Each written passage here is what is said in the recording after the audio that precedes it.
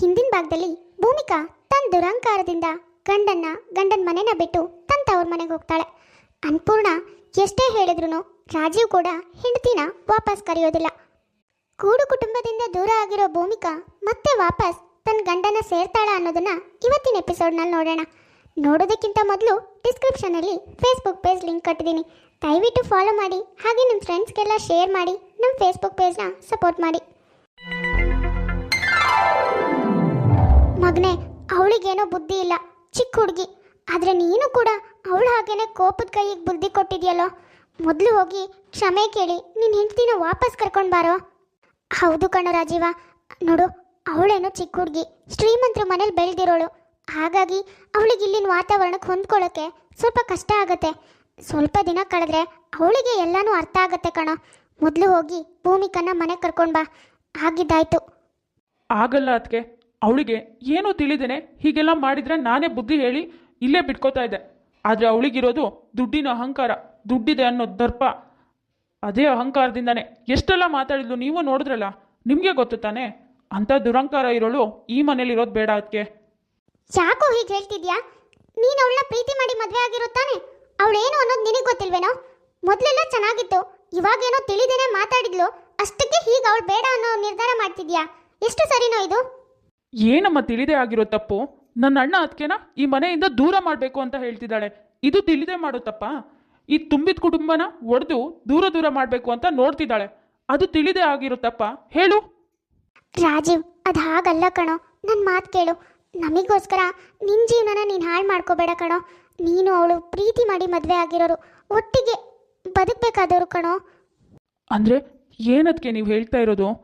ನಾನು ಅವಳ ಜೊತೆ ನಿಮ್ಮನ್ನೆಲ್ಲ ಬಿಟ್ಟು ಹೋಗಬೇಕು ಅಂತನಾ? ಅದಕ್ಕೆ ನಾನು ತಂದೆ ಕಳ್ಕೊಂಡಿದ್ದಾಗ ಅಣ್ಣ ನನ್ನ ಅವನ ಸ್ವಂತ ಮಗನ ಹಾಗೆ ನೋಡ್ಕೊಂಡಿದ್ದಾನೆ.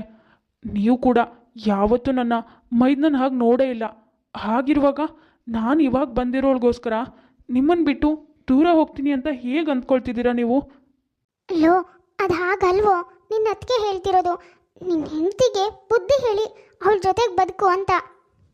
ಅಮ್ಮ, ಹಾಗೆ ಬದುಕಬೇಕು ಅಂದರೆ ನಾನು ನಿಮ್ಮನ್ನೆಲ್ಲ ಬಿಟ್ಟು ಹೋಗಬೇಕು. ಅಂಥ ಜೀವನ ನನಗೆ ಬೇಡ ಅಮ್ಮ. ಅವಳು ತಪ್ಪು ಅರ್ಥ ಮಾಡಿಕೊಂಡು ಮನೆಗೆ ವಾಪಸ್ ಬಂದರೆ ಆಯಿತು. ಇಲ್ಲ ಅಂದರೆ ಅವಳಿಗೆ ಇಷ್ಟ ಬಂದಾಗ ಬದುಕಲಿ, ನನಗೇನು ತೊಂದರೆ ಇಲ್ಲ. ಸೊಸೆ ಮಾಡಿರೋ ತಪ್ಪನ್ನು ಕ್ಷಮಿಸಿ ಅವಳನ್ನ ಒಪ್ಕೊಂಡು ಅವಳನ್ನ ವಾಪಸ್ ಕರ್ಕೊಂಡ್ಬಂದು ಅವಳ ಜೊತೆ ಜೀವನ ಮಾಡು ಅಂತ ಎಷ್ಟೇ ಬುದ್ಧಿ ಹೇಳಿದ್ರು ರಾಜೀವ್ ಮಾತ್ರ ಯಾರ ಮಾತನ್ನು ಕೇಳೋದೇ ಇಲ್ಲ. ಒಂದು ಕಡೆ ಅನ್ಪೂರ್ಣ ಸೊಸೆನ ವಾಪಸ್ ಕರ್ಸೋ ಯೋಚನೆ ಮಾಡ್ತಾ ಇದ್ರೆ, ಇನ್ನೊಂದು ಕಡೆ ಭೂಮಿಕಾ ತಾಯಿ ಸುಕನ್ಯಾ ಮಗಳ ಮನವೊಲಿಸಿ ಬೇರೆ ಮದುವೆ ಮಾಡೋದಕ್ಕೆ ತಯಾರಿ ಮಾಡ್ತಾ ಇದ್ದಾಳೆ. ನೋಡಿದ್ಯಾ ಮಗಳೇ, ನಾನು ಎಷ್ಟು ಸರಿ ಹೇಳಿದೆ ನಿನಗೆ ಈ ಮದುವೆ ಬೇಡ ಬೇಡ ಅಂತ, ಅವ್ರು ನಮ್ಮ ಅಂತಸ್ತಿಗೆ ಸರಿ ಹೊಂದಲ್ಲ ಅಂತ. ಆದರೆ ನೀನೇ ನನ್ನ ಮಾತು ಎಲ್ಲಿ ಕೇಳಿದೆ? ಅವ್ರ ಮನೇಲಿ ಎಲ್ಲರೂ ನನ್ನ ಇಷ್ಟಪಡ್ತಾರೆ, ಎಲ್ರಿಗಿಂತನೂ ರಾಜೀವ್ ನನ್ನ ತುಂಬ ಪ್ರೀತಿ ಮಾಡ್ತಾರೆ ಅಂತ ಹೇಳಿದೆ. ಆದರೆ ಇವಾಗ ನೋಡು, ನಿನ್ನ ಗಂಡಂಗೆ ನಿನಗಿಂತಲೂ ಅವನ ಅತ್ತಿಗೆ ತಾಯಿನೇ ಹೆಚ್ಚು ಅಂತ ಹೇಗೆಲ್ಲ ಮಾತಾಡ್ಬಿಟ್ಟ. ಅಮ್ಮ, ನಾನೇನಮ್ಮ ಮಾಡಲಿ? ಏನು ಮಾಡಲಿ ಹೇಳು? ರಾಜೀವ್ ಯಾವಾಗಲೂ ನನ್ನ ಜೊತೆ ಹೀಗೆಲ್ಲ ನಡ್ಕೊಂಡೇ ಇಲ್ಲ. ಆದರೆ ಇವಾಗ ಇಷ್ಟೊಂದು ರೂಢಾಗಿ ಯಾಕೆ ನಡ್ಕೋತಿದ್ದಾರೋ ನನಗಂತೂ ಗೊತ್ತಾಗ್ತಿಲ್ಲ. ಅದರಲ್ಲೇ ಅರ್ಥ ಮಾಡ್ಕೊ ಮಗಳೇ, ಅವನಿಗೆ ನಿನ್ನ ಮೇಲೆ ಪ್ರೀತಿ ಇಲ್ಲ, ನಿನಗಿಂತನೂ ಅವ್ರ ಮನೆಯವರೇ ಹೆಚ್ಚು ಅಂತ. ನೋಡು ಮಗಳೇ, ನನ್ನ ಮಾತು ಕೇಳು. ನಿನ್ನ ಮೇಲೆ ಪ್ರೀತಿನೇ ಇಲ್ದಿರೋರ್ಗೋಸ್ಕರ ನಿನ್ನ ಜೀವನನ ನೀನು ಯಾಕೆ ಹಾಳು ಮಾಡ್ಕೊಳ್ತಿದ್ಯಾ? ಅಂದರೆ ಏನಮ್ಮ ನಿನ್ನ ಮಾತಿನ ಅರ್ಥ? ಇವಾಗ ನಾನು ಏನು ಮಾಡಲಿ ಹೇಳು? ನೋಡು, ಇಷ್ಟು ದಿನ ಅಂತೂ ನೀನು ಹೇಳ್ದಾಗೆ ನಾನು ಕೇಳಿದ್ದೀನಿ. ಆದರೆ ನೋಡು, ನಿನ್ನ ಜೀವನ ಹೇಗೆ ಅಡ್ಗೋಡೆ ಮೇಲೆ ದೀಪ ಇಟ್ಟಾಗಿದೆ. ಅದಕ್ಕೆ ಇನ್ಮೇಲಿಂದ ನಾನು ಹೇಳ್ದಾಗ ನೀನು ಕೇಳು ಮಗಳೇ. ಹೌದಮ್ಮ, ನೀನು ಹೇಳ್ತಿರೋದು ನಿಜ. ನಿನ್ನ ಮಾತು ಕೇಳಬೇಕಿತ್ತು. ನಿನ್ನ ಮಾತು ಕೇಳಿದಿದ್ರೆ ಹೀಗೆಲ್ಲ ಆಗ್ತಾನೇ ಇರಲಿಲ್ಲ. ಆದರೆ ಇವಾಗ ಹೀಗೆಲ್ಲ ಆಗೋದಕ್ಕೆ ನಾನೇ ಕಾರಣ ಆಗ್ಬಿಟ್ಟೆ. ಸರಿ ಅಮ್ಮ, ಇನ್ಮೇಲಿಂದ ನಾನು ನೀನೇನು ಹೇಳ್ತೀಯೋ ಅದನ್ನೇ ಕೇಳ್ತೀನಿ. ನೀನೇನು ಮಾಡು ಅಂತೀಯೋ ಅದನ್ನೇ ಮಾಡ್ತೀನಿ ಅಮ್ಮ. ಮಗಳೇ, ನಿನಗೆ ಗೊತ್ತು, ನಿನ್ನ ಮಾವ ನಿನಗೋಸ್ಕರನೇ ಕಾಯ್ತಿದ್ದಾನೆ. ಮೊದಲೇ ನಾನು ಹೇಳ್ದಾಗ ಮದುವೆ ಆಗಿದ್ದಿದ್ರೆ ನಿನ್ನ ಮಾವ ನಿನ್ನ ರಾಣಿ ಥರ ನೋಡ್ಕೋತಿದ್ದ. ಅದಕ್ಕೆ ಹೇಳ್ತಿದ್ದೀನಿ, ಇವಾಗಲೂ ಕಾಲ ಮಿಂಚಿಲ್ಲ ಮಗಳೇ. ನನ್ನ ಮಾತು ಕೇಳು, ನಿನ್ನ ಮಾವನ ಜೊತೆಗೆ ಮದುವೆ ಆಗಮ್ಮ. ಅಮ್ಮ, ಏನು ಹೀಗೆ ಹೇಳ್ತಿದ್ಯಾ ನೀನು? ನಾನು ಇವಾಗ ಮಾವನ ಮದುವೆ ಆಗೋದಾ? ಅಮ್ಮ, ಅಲ್ಲಮ್ಮ, ಅವ್ನು ನನ್ನ ಬಗ್ಗೆ ಏನು ಅಂದ್ಕೊಳ್ಳಲ್ಲ ಹೇಳು. ಇಲ್ಲಮ್ಮ, ಇದ್ಯಾಕೋ ಸರಿ ಕಾಣಿಸ್ತಾ ಇಲ್ಲ, ನನ್ನ ಮನಸ್ಸಿಗೆ ಒಪ್ತಾ ಇಲ್ಲ. ನೋಡು, ನಾನು ನಿನ್ನ ಜೀವನ ಚೆನ್ನಾಗಿರ್ಬೇಕು, ನನ್ನ ತಮ್ಮನಿಗೆ ನಿನ್ನ ಮದುವೆ ಮಾಡಿಕೊಟ್ರೆ ನನ್ನ ಕಣ್ಮುಂದೆನೇ ಸುಖವಾಗಿರ್ತೀಯ ಅಂತ ಅಂದ್ಕೊಂಡು ಕೇಳಿದೆ. ಆದರೆ ನೀನು ಮಾತ್ರ ಮತ್ತೆ ನನ್ನ ಮಾತಿಗೆ ಇಲ್ಲ ಅಂತಲೇ ಹೇಳ್ತಿದ್ಯಾ. ನೋಡು ಭೂಮಿ, ನನ್ನ ಬದುಕಲ್ಲಿ ನಿನ್ನ ತಂದೆ ಕಳ್ಕೊಂಡ್ಮೇಲೆ ನೀನೇ ಎಲ್ಲ. ಈ ಆಸ್ತಿ ಮನೆ ಎಲ್ಲನೂ ಬೇರೆ ಯಾರೋ ಹಾಳು ಮಾಡೋದು ನನಗಿಷ್ಟ ಇಲ್ಲಮ್ಮ. ನನ್ನ ತಮ್ಮ ಆದರೆ ಅಕ್ಕನ ಮಗಳನ್ನ ಕಣ್ರೆಪ್ಪೆ ಹಾಗೆ ನೋಡ್ಕೋತಾನೆ ಅನ್ನೋ ನಂಬಿಕೆ. ಆದರೆ ನೀನು ಮಾತ್ರ ನಾನು ಯಾವ ಆಸೆನೂ ಒಪ್ಕೊಳ್ಳೋದೇ ಇಲ್ಲ ಅಂತ್ಯ. ಎಲ್ಲ ನಿನ್ನ ಸುಖಕ್ಕೆ ಅಲ್ವಾ ನಾನು ಹೇಳ್ತಾ ಇರೋದು. ಸರಿ ಬಿಡಮ್ಮ, ನಿನ್ನಿಷ್ಟ, ಏನಾದರೂ ಮಾಡು. ಸಾರಿ ಅಮ್ಮ, ಇನ್ಮೇಲಿಂದ ನೀನು ಹೇಳ್ದಾಗೆ ಕೇಳ್ತೀನಿ. ನಿನ್ನ ಮನ್ಸಿಗೆ ನೋವಾಗೋ ಹಾಗೆ ನಡ್ಕೊಳ್ಳಲ್ಲ. ನೀನೇನು ಹೇಳ್ತೀಯೋ ಅದನ್ನೇ ಮಾಡ್ತೀನಿ. ನೀನು ಹೇಳ್ದಾಗೆ ಮಾವನ ಮದುವೆ ಆಗೋದಕ್ಕೆ ನನಗೆ ಒಪ್ಪಿಗೆ ಇದೆ ಅಮ್ಮ. ಅಬ್ಬ, ನನ್ನ ಬಂಗಾರ ಕಣೆ ನೀನು. ಇವಾಗಲೇ ನಿನ್ನ ಮಾವಂಗೆ ಹೇಳ್ತೀನಿ, ಮದುವೆಗೆಲ್ಲ ತಯಾರಿ ಮಾಡ್ಕೊಳ್ಳೋದಕ್ಕೂ ಹೇಳ್ತೀನಿ. ಅವನಿಗಂತೂ ನೀ ಈ ವಿಷಯ ಕೇಳಿದ್ರೆ ಹಾಲು ಕುಡ್ದಿರೋ ಅಷ್ಟು ಸಂತೋಷ ಆಗುತ್ತೆ ಕಣೆ. ಸುಕನ್ಯನಿಗೆ ತನ್ನ ಮಗಳು ಬೇರೆ ಯಾರನ್ನೂ ಮದುವೆ ಆಗೋದಕ್ಕಿಂತನೂ ತನ್ನ ತಮ್ಮನ್ನೇ ಮದುವೆ ಆದರೆ ನನ್ನ ಕಣ್ಮುಂದೆನೇ ಇರ್ತಾಳೆ ಅಂತ ಹೇಗೋ ಮಾಡಿ ಭೂಮಿ ಮನವೊಲಿಸಿ ಮದುವೆಗೆ ಒಪ್ಪಿಸ್ತಾಳೆ. ಒಂದು ಸ್ವಲ್ಪ ದಿನ ಆದಮೇಲೆ ಅತ್ತೆ, ರಾಜೀವ್ ಇರೋದನ್ನ ನೋಡೋದಕ್ಕೆ ಆಗ್ತಿಲ್ಲ. ಪಾಪ, ಭೂಮಿ ಇಲ್ದೇನೆ ಅವ್ನು ತುಂಬ ಸಂಕಟ ಪಡ್ತಿದ್ದಾನೆ. ನಾವು ಹೇಳಿದ್ರೆ ನಮ್ಮ ಎದುರಿಗೆ ತೋರಿಸ್ಕೋತಾ ಇಲ್ಲ ಅಷ್ಟೆ. ಹೇಗಾದರೂ ಮಾಡಿ ಭೂಮಿನ ಮನೆಗೆ ವಾಪಸ್ ಕರ್ಕೊಂಬರ್ಬೇಕು ಅತ್ತೆ. ನಾನು ನೀವು ಹೋಗಿ ಮಾತಾಡ್ಕೊಂಡು ಬರೋಣವಾ? ಹೌದಮ್ಮ, ನನಗೂ ಅವ್ನು ಸಂಕಟ ಪಡೋದನ್ನ ನೋಡೋಕ್ಕಾಗ್ತಿಲ್ಲ. ಸರಿ ಬಾ, ನಾವೇ ಹೋಗಿ ಅವಳಿಗೆ ಕಾಲಿಗೆ ಬಿದ್ದಾದರೂ ವಾಪಸ್ ಮನೆಗೆ ಕರ್ಕೊಂಡು ಬರೋಣ. ಗಂಡ ಹೆಂಡ್ತಿನ ಒಂದು ಮಾಡೋಣ. ಅತ್ತೆ ಸೊಸೆ ಇಬ್ಬರು ಹೇಗಾದರೂ ಮಾಡಿ ಭೂಮಿನ ಒಪ್ಪಿಸಿ ಮನೆಗೆ ವಾಪಸ್ ಕರ್ಕೊಂಬರ್ಬೇಕು. ಗಂಡ ಹೆಂಡ್ತಿನ ದೂರ ಮಾಡಬಾರ್ದು, ಮತ್ತೆ ಒಂದು ಮಾಡಬೇಕು ಅಂತ ಭೂಮಿ ಮನೆಗೆ ಹೋಗ್ತಾರೆ. ಅಮ್ಮ ಭೂಮಿ, ನಿನ್ನ ಹತ್ರ ಸ್ವಲ್ಪ ಮಾತಾಡಬೇಕು. ನೋಡಮ್ಮ, ಆಗಿರೋದೇನೋ ಆಯಿತು, ದಯವಿಟ್ಟು ಅದೆಲ್ಲ ಮನಸ್ಸಲ್ಲಿ ಇಟ್ಕೊಳ್ತೇನೆ ವಾಪಸ್ ಮನೆಗೆ ಬಾರಮ್ಮ. ಏನು ಕುಬೇರ ಕುಚೇಲನ ನೀವಿಬ್ರು ಒಟ್ಟಿಗೆ ಬಂದ್ಬಿಟ್ಟಿದ್ದೀರಾ? ನಿಮ್ಮನ್ನ ಈ ಮನೆ ಒಳಗೆ ಬಿಟ್ಟಿರೋದೇ ಹೆಚ್ಚು, ಅಂಥದ್ರಲ್ಲಿ ನನ್ನ ಮತ್ತೆ ಆ ಮನೆಗೆ ಕರೀತಿದ್ದೀರಾ? ಯಾಕಮ್ಮ ಭೂಮಿ ಹೀಗೆಲ್ಲ ಮಾತಾಡ್ತೀಯಾ? ಒಂದು ಸಂಸಾರ ಅಂದಾಗ ಎಲ್ಲರೂ ಅನುಸರಿಸ್ಕೊಂಡು ಕೂಡಿ ಬಾಳ್ಬೇಕಲ್ವೇನಮ್ಮ? ನೀನು ಚಿಕ್ಕ ಪುಟ್ಟ ವಿಷಯಕ್ಕೆ ಹೀಗೆ ಗಂಡನೇ ಬೇಡ ಅಂತ ಬಿಟ್ಟು ಬಂದರೆ ಅದು ಸರಿನಾ ಹೇಳು? ಸಾಕು ಬಾಯಿ ಮುಚ್ಚಿ ಅನ್ಪೂರ್ಣ. ಅಲ್ಲ, ನಿಮ್ಮ ಹಿರಿ ಸೊಸೆಗೆ ಏನೂ ಗತಿ ಇಲ್ಲ ಅಂಥವಳ ನಿಮ್ಮ ಮನೆ ಸೊಸೆ ಮಾಡ್ಕೊಂಡಿದ್ದೀರಾ. ನನ್ನ ಮಗಳು ಅವಳಿಗೆ ಅಕ್ಕ ಅಂತ ಕರಿಬೇಕು. ನನ್ನ ಸಂಬಂಧಿಕರೆಲ್ಲ ನನ್ನ ನೋಡಿ ಆಡ್ಕೋತಿದ್ದಾರೆ. ಅಮ್ಮ ಭೂಮಿ, ಇವಾಗೇನು ನಾನು ನನ್ನ ಗಂಡ ಆ ಮನೇಲಿ ಇರಬಾರ್ದು ಅಷ್ಟೇ ತಾನೇ? ಸರಿ, ನೀನು ಹೇಳ್ದಾಗೆ ನಾನು ಮತ್ತೆ ನನ್ನ ಗಂಡ ಆ ಮನೆ ಬಿಟ್ಟು ಎಲ್ಲಾದರೂ ದೂರ ಹೊರಟೋಗ್ತೀವಿ. ಆದರೆ ನೀನು ಮಾತ್ರ ನನ್ನ ಮೈದನನ್ನು ದೂರ ಮಾಡಬೇಡಮ್ಮ. ಪಾಪ, ಅವ್ನು ನಿನಗೋಸ್ಕರನೇ ಕಾಯ್ತಾ ಇದ್ದಾನೆ. ಲಲಿತಾ, ಏನು ಮಾತಾಡ್ತಿದ್ಯಮ್ಮ ನೀನು? ಹೌದು ಅತ್ತೆ, ನಾನು ಸರಿಯಾಗೇ ಮಾತಾಡ್ತಿದ್ದೀನಿ. ರಾಜೀವ್ ಅವನ ಹೆಂಡತಿ ಜೊತೆ ಸುಖವಾಗಿರ್ಬೇಕು. ಅವನ ಸುಖಕ್ಕೆ ನಾವೇ ಅಡ್ಡಿ ಇದ್ದೀವಿ ಅಂದರೆ ನಾವು ದೂರ ಇರೋದೇ ಒಳ್ಳೆಯದು. ನೋಡಮ್ಮ ಭೂಮಿ, ನಾನು ಮಾತು ಕೊಡ್ತಿದ್ದೀನಿ. ನೀನು ಹೇಳ್ದಾಗೆ ನಾನು ನನ್ನ ಗಂಡ ಆ ಮನೆ ಬಿಟ್ಟು ಎಲ್ಲಾದರೂ ಹೊರಟೋಗ್ತೀವಿ. ನೀನು ದಯವಿಟ್ಟು ವಾಪಸ್ ಬಾ. ಏನೋ ಮೈದಾನೂ ಇಲ್ಲ, ಗೀತಾನೂ ಇಲ್ಲ. ನೋಡಿ ಮೇಡಮ್, ನಾನು ಭೂಮಿ ಮದುವೆ ಆಗ್ತಿದ್ದೀವಿ. ಸದ್ಯದಲ್ಲೇ ಡಿವೋರ್ಸ್ ನೋಟಿಸ್ ಕೂಡ ನಿಮ್ಮ ಮನೆಗೆ ಬರುತ್ತೆ.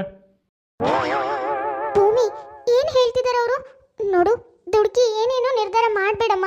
ನನ್ನ ಮಾತು ಕೇಳು. ನೀನು ಹೇಳ್ದಾಗೆ ನಾನು ನನ್ನ ಗಂಡ ಆ ಮನೆ ಬಿಟ್ಟು ದೂರ ಎಲ್ಲಾದರೂ ಹೋಗ್ತೀವಿ. ನಿಮ್ಮ ಕಣ್ಣಿಗೆ ಕಾಣಿಸ್ಕೊಳ್ಳೋದಿಲ್ಲ. ಬೇಕಾದರೆ ಅತ್ತೇನೂ ನನ್ನ ಜೊತೆ ಕರ್ಕೊಂಡು ಹೋಗ್ತೀನಿ. ಆದರೆ ನೀನು ಮಾತ್ರ ಈ ಮದುವೆ ಮುರಿಯೋ ಯೋಚನೆ ಮಾಡಬೇಡಮ್ಮ. ಸರಿ, ಹಾಗಾದರೆ ನೀವು ಹೋಗೋದಾದ್ರೆ ನನಗೆ ಯಾವುದೇ ಅಭ್ಯಂತರ ಇಲ್ಲ. ನನ್ನ ಗಂಡನ ಜೊತೆ ನಾನು ಸುಖವಾಗಿ ಬದುಕ್ತೀನಿ. ಇದೇನು ಮಾತಾಡ್ತಿದ್ಯಾ ಭೂಮಿ ನೀನು? ಹೌದಮ್ಮ, ಇವರೆಲ್ಲ ಇದ್ರೆ ತಾನೇ ನನಗೆ ಸಮಸ್ಯೆ. ಇವರೆಲ್ಲ ದೂರ ಆದರೆ ನಾನು ಆರಾಮಾಗಿ ನನ್ನ ಗಂಡನ ಜೊತೆ ಇರ್ಬೋದು, ಏನು ತೊಂದರೆ ಇರಲ್ಲ ಅಲ್ವಾ? ನೋಡಿ, ಆದಷ್ಟು ಬೇಗ ನೀವೆಲ್ಲರೂ ಅವನಿಂದ ದೂರ ಆಗಬೇಕು. ಅವಾಗ ಮಾತ್ರ ನಾನು ಆ ಮನೆಗೆ ಬರೋದು. ಸರಿ ಕಣಮ್ಮ ಭೂಮಿ, ನೀನು ಇಷ್ಟು ಹೇಳಿದ್ಯಲ್ಲ ಅಷ್ಟು ಸಾಕು. ನೀನು ಹೇಳ್ದಾಗೆ ಮಾಡ್ತೀವಿ. ಆದರೆ ನನ್ನ ಮಗನಿಂದ ಮಾತ್ರ ನೀನು ದೂರ ಆಗೋ ಯೋಚನೆ ಮಾಡಬೇಡಮ್ಮ. ಮಗ ಸೊಸೆ ಸಂಸಾರ ಹಾಳಾಗಬಾರ್ದು, ಅವರಿಬ್ರು ಗಂಡ ಹೆಂಡತಿ ಚೆನ್ನಾಗಿರ್ಬೇಕು ಅಂತ ಅದಕ್ಕೆ ಲಲಿತಾ ಮತ್ತು ತಾಯಿ ಅನ್ನಪೂರ್ಣ ಇಬ್ಬರು ಅವರಿಂದ ದೂರ ಹೋಗೋ ನಿರ್ಧಾರ ಮಾಡ್ತಾರೆ. ಛೇ, ಏನಕ್ಕ ಇದು? ನನ್ನ ಜೊತೆಗೆ ನಿನ್ನ ಮಗಳನ್ನ ಮದುವೆ ಮಾಡ್ತೀನಿ ಅಂತ ಹೇಳಿ ಇವಾಗ ನೋಡಿದ್ರೆ ನಿನ್ನ ಮಗಳು ಮತ್ತೆ ವಾಪಸ್ ಹೋಗೋ ಯೋಚನೆ ಮಾಡ್ತಿದ್ದಾಳೆ. ಇವಾಗ ಏನು ಮಾಡಲಿ? ನಿನ್ನ ನಂಬಿದ್ದಕ್ಕೆ ನನಗೆ ಚಿಪ್ಪೆ ಗತಿ ಆಯಿತು. ಸಾಕ್ ಬಾಯಿ ಮುಚ್ಚೋ.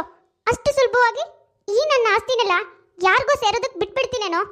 ನಾನು ಮೊದಲೇ ಹೇಳಿದ್ದೆ ತಾನೆ, ಅವಳಿಗೆ ಇಷ್ಟಪಟ್ಟ ಹಾಗೆ ಮದುವೆ ಆಗಿದ್ರು ಕೂಡ ನಾನು ವಾಪಸ್ ನಮ್ಮನೆಗೆ ಬರೋ ಹಾಗೆ ಮಾಡೇ ಮಾಡ್ತೀನಿ ಅಂತ. ಇವಾಗ ನೋಡು, ಗಂಡನ ಮನೆನ ಎಲ್ಲಾನು ಬಿಟ್ಟು ಇಲ್ಲಿಗೆ ಬಂದಿದ್ದಾಳೆ. ಏನು ಹೇಳ್ತಿದ್ಯಕ್ಕ ನೀನು? ಭೂಮಿ ವಾಪಸ್ ಮನೆಗೆ ಬರೋದಕ್ಕೆ ನೀನು ಕಾರಣನಾ? ಹೌದು ಕಣೋ. ಎಷ್ಟೇ ಹೇಳಿದ್ರು ಪ್ರೀತಿ ಪ್ರೇಮ ಅಂತ ಅವಳಿಗೆ ಇಷ್ಟ ಆಗಿರೋ ಹುಡುಗನ ಜೊತೆನೆ ಮದುವೆ ಆದ್ಲು. ಅದಕ್ಕೆ ನಾನು ನಿಧಾನವಾಗಿ ಅವಳ ತಲೆಗೆ ಅವ್ರ ಮನೆಯವ್ರ ಬಗ್ಗೆ ಬೇಡದೇ ಇರೋ ಚಾಡಿ ಎಲ್ಲ ಹೇಳ್ತಾ ಬಂದೆ. ಅವಳು ನನ್ನ ಮಗಳು ಹೇಗೆ ಅಂತ ನನಗೆ ಗೊತ್ತಿಲ್ವಾ ಹೇಳು? ಸ್ವಲ್ಪ ನಯಸ್ಸಾಗಿ ಏನಾದರೂ ಹೇಳಿದ್ರೆ ಸಾಕು, ಅದನ್ನೇ ನಂಬಿಡ್ತಾಳೆ. ಅದನ್ನೇ ನಾನು ಅಡ್ವಾಂಟೇಜಾಗಿ ತಗೊಂಡೆ. ನಿನ್ನಕ್ಕ ಬಡವ್ರ ಮನೆಯಿಂದ ಬಂದಿರೋಳು, ಅವಳಿಗೆ ಕಾಸಿನ ಕಡ್ಡಿ ಆಸ್ತಿ ಇಲ್ಲ. ಎಲ್ಲರೂ ಅಂಥ ಮನೆಗೆ ನಿನ್ನ ಮಗಳನ್ನ ಕೊಟ್ಟಿದ್ಯಾ?